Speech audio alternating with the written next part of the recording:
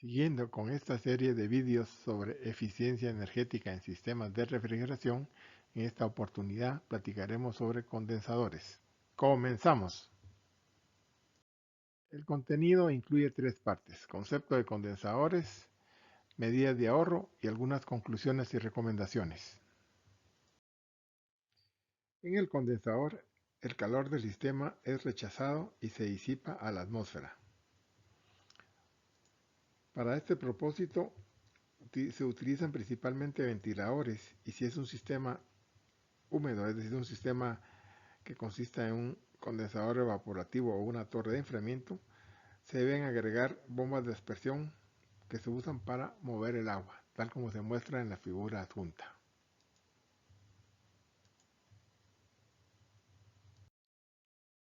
Podemos iniciar con lo que son los diferentes tipos de condensadores y vamos a definir dos principales. El primero, el condensador seco o enfriado por aire. Este determina el rendimiento del refrigerante con base a la temperatura exterior de bulbo seco, es decir, la temperatura del aire sin que cambie de estado. En temperaturas altas, es decir, arriba de 90 grados Fahrenheit o su equivalente de grados Celsius, se requiere una mayor presión del condensador porque la temperatura de condensación del refrigerante tiene que exceder la temperatura ambiente para rechazar el calor acumulado en el evaporador. Esto significa más compresión y presión y por tanto mayor consumo de energía. Miremos algunos pasos que ocurren dentro de lo que es el condensador. El vapor del refrigerante se condensa en un serpentín dentro de la carcasa. El aire circula a través de esa carcasa sobre el serpentín y es así como se condensa el refrigerante. Por tanto, se requiere más energía porque se requiere una mayor relación de compresión. Sin embargo, tiene la ventaja de que sus costos de mantenimiento son bajos y el rendimiento es con base a la temperatura del aire, es decir, de bulbo seco. Es importante mencionar que este tipo de compresores por lo general se utilizan en tamaños menores a 100 kilovatios, siendo su consumo más importante los ventiladores. El siguiente tipo de condensadores corresponde a los condensadores evaporativos. Estos proporcionan temperaturas de condensación más bajas y permiten un ahorro de potencia del compresor hasta de un 15% en comparación con los condensadores enfriados por aire. Miremos algunas características o detalles sobre su funcionamiento. En primer término, encontramos que el vapor refrigerante se condensa en un serpentín. El serpentín se humedece continuamente en el exterior mediante un sistema de recirculación de agua. El aire circula sobre el serpentín, lo que hace que se evapore una pequeña porción del agua recirculante. Esto elimina el calor, haciendo que se condense. El rendimiento de este tipo de condensadores se basa en la temperatura de bulbo húmedo. Esta corresponde a la temperatura del aire al evaporarse. Otro tipo que vamos a mencionar es la torre de enfriamiento, la cual es prácticamente muy similar a lo que sería un enfriador o un condensador evaporativo. La principal distinción es que en lugar que el refrigerante vaya directamente al condensador, lo hace a través de un flujo intermedio, por ejemplo el glicol, el cual es un anticongelante para el agua que actúa de una manera similar a los refrigerantes. Podemos encontrar dos tipos de torres de enfriamiento. La primera sería la de ciclo cerrado.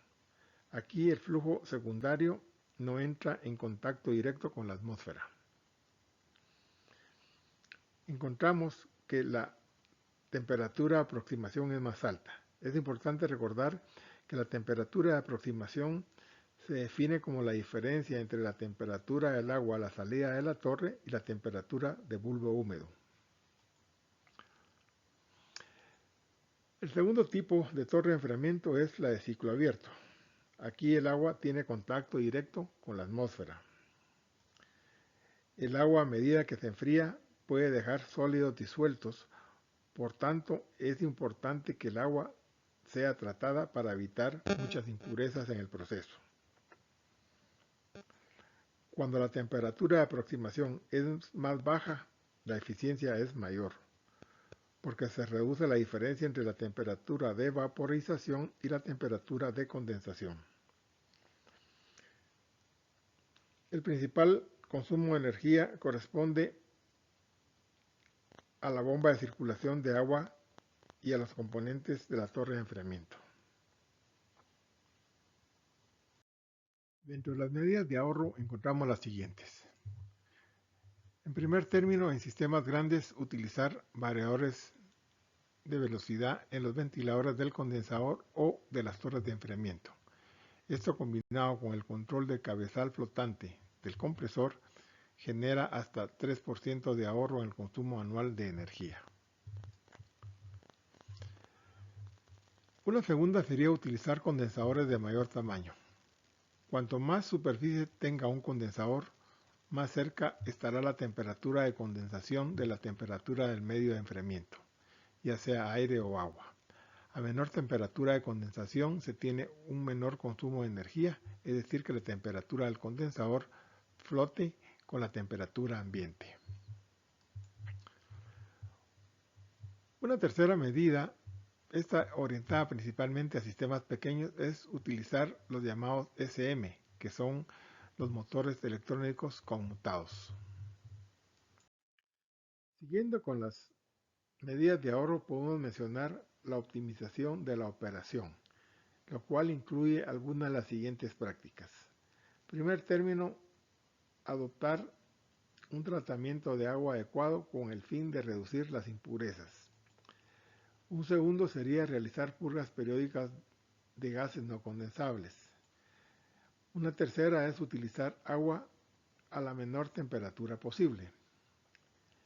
Y una cuarta es parar la bomba de agua del condensador cuando el compresor no esté funcionando. Otra quinta medida es muy importante, la localización del condensador. Debemos de asegurarnos que esté en áreas frías o frescas, dentro de lo que se pueda. Por ejemplo, estar en sitios con sombra y estar en sitios donde no existan obstáculos para la circulación del aire. Una sexta medida para ahorrar en el uso de la energía se refiere al mantenimiento. Un mantenimiento, por supuesto, adecuado, que incluya la limpieza de los condensadores y principalmente que lo que serían las aletas o aspas de los ventiladores estén libres de basura y de corrosión. Dentro de las conclusiones y recomendaciones podemos mencionar las siguientes. Primero, el tipo del condensador va a depender del tipo de la aplicación. Sin embargo, los evaporativos o bien las torres de enfriamiento van a ser más eficientes que los enfriados por aire. Segundo, tal como se ha mencionado en otras etapas del ciclo de refrigeración, el uso de variadores de velocidad constituye una oportunidad para el ahorro de energía. Reduciendo levemente la velocidad de los equipos se pueden alcanzar ahorros considerables de energía. Una tercera recomendación es implementar las medidas recomendadas para optimizar la operación del condensador. Y por último, también es importante tener los controles suficientes para hacer flotar la presión del cabezal. Esta fue una medida que ya se mencionó anteriormente dentro de lo que fue el módulo de compresores, pero que al final trae muchos beneficios para la instalación. Esto sobre todo ayuda mucho en horarios nocturnos y en épocas de estaciones frías. Aquí se indican algunas referencias que se utilizaron para el apoyo técnico en este vídeo. Hasta aquí llega este vídeo.